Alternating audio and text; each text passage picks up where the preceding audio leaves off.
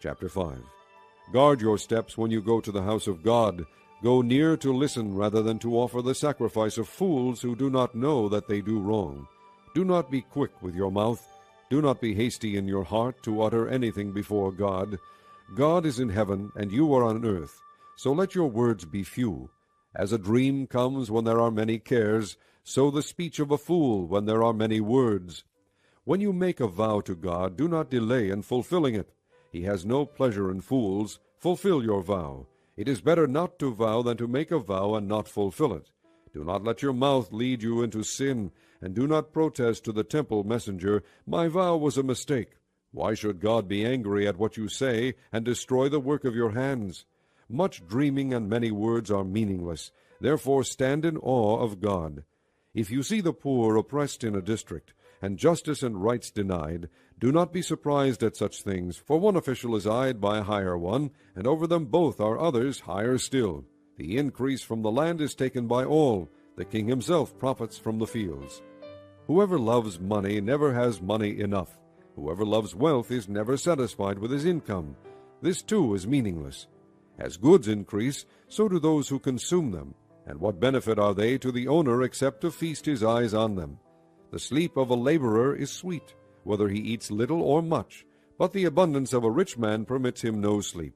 I have seen a grievous evil under the sun, wealth hoarded to the harm of its owner, or wealth lost through some misfortune, so that when he has a son there is nothing left for him. Naked a man comes from his mother's womb, and as he comes so he departs. He takes nothing from his labor that he can carry in his hand. This too is a grievous evil. As a man comes, so he departs. And what does he gain, since he toils for the wind? All his days he eats in darkness with great frustration, affliction, and anger. Then I realized that it is good and proper for a man to eat and drink, and to find satisfaction in his toilsome labor under the sun during the few days of life God has given him, for this is his lot.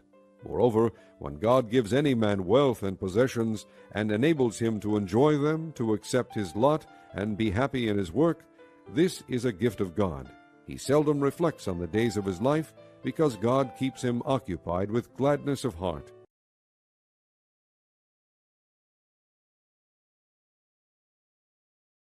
Chapter 6. I have seen another evil under the sun, and it weighs heavily on men.